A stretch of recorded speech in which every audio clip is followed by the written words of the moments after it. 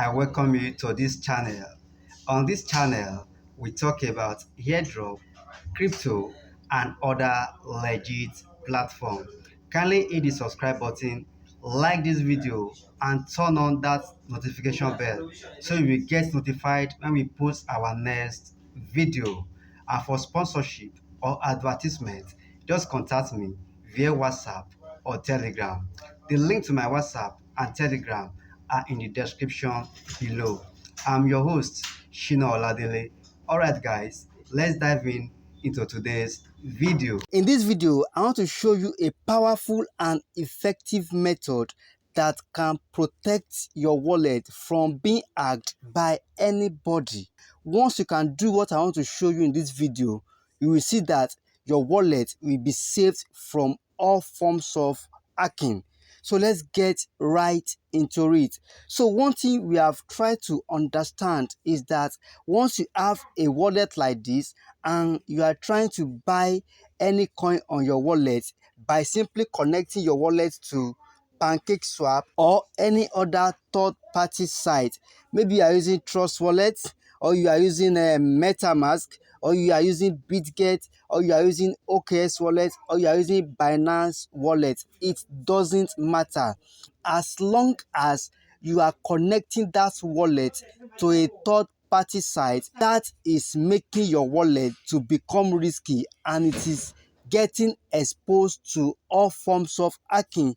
That is why if you see many wallets, you'll be seeing different kind of coins that you have not bought with your money, simply because you have been connecting your wallet to a third party site. Like you can see here, this Mako for instance, I did not buy this Mako with my money, and it's showing 42 here, and it has done increment of what? Of a crazy numbers, and it is a fake coin. It is an abnormal coin.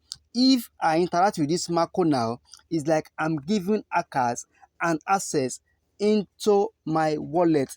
So the big question is that what do you supposed to do to protect your wallet totally from all forms of hacking? Alright, so this is what you should do. Make sure that you have two different wallets. Either you are using OKS or Bitget, Trust Wallet or MetaMask. Make sure that you are using two different wallets. Like this wallet now, I have two wallets here. This is first wallet, and let me click on it to see the second wallet. So I'm having main wallet and main wallet 2 here now. What I want to do is that I want to have a wallet for buying and selling of my coins, while I will have another wallet only for storing of my coins. Let me take it again. What I want to do here is that I want to have a certain wallet for buying and selling of my coins, while the second wallet will only be for the storage of my coin. So what am I talking about? Let me change this. Okay, let me name this main wallet as buying and selling. Buying and selling. Buying and selling. Let me name it as buying and selling so it can be identified easily. Buying and selling. That is my first wallet here. I have named it as buying and selling, while the second one I want to name it as storage of assets. Storage of assets. So they are performing two different functions. So what I'm going to do now is that whenever I want to buy and sell any coin, I will use this buying and selling wallet to buy and sell any coin. Let's say I want to buy wiki cards now, and I use this buying and selling wallet to buy my wiki cards.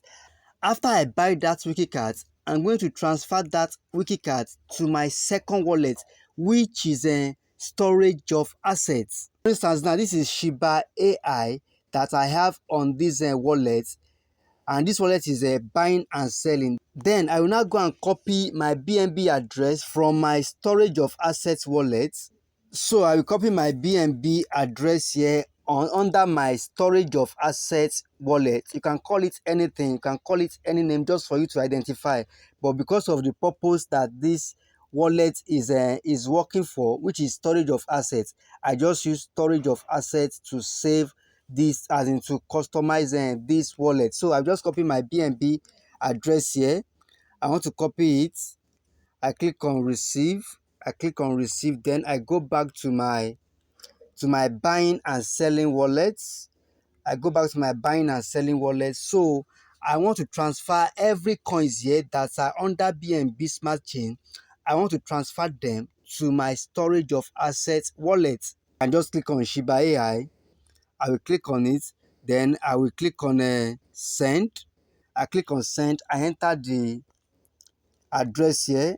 I enter maximum, then I click on next, I transfer it. So that is what you should do right away now. Just create two different wallets. The first one is for you to buy and sell your coin, while for the second one is only for storage of assets. Once you buy your coin with the first one, then just transfer that coins to the second one, because the one that you are using to connect is at risk of being hacked. So once you have used that first wallet to buy any coin, then move your fund to the one that you are not using to buy any coin at all. That is, it is not connected to any website at all. So it is safe and secure. There is no connection with any third party on that second wallet. If you can just do this, you will be safe from all forms of hacking.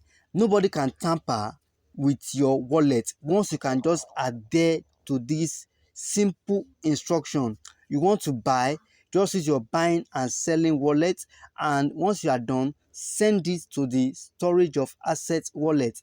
Then you will surely be fine. I hope you find this video very valuable. If you do so, kindly like, subscribe if you have not done so, and also share this video to other people that might find it valuable as well. Thanks for watching, guys.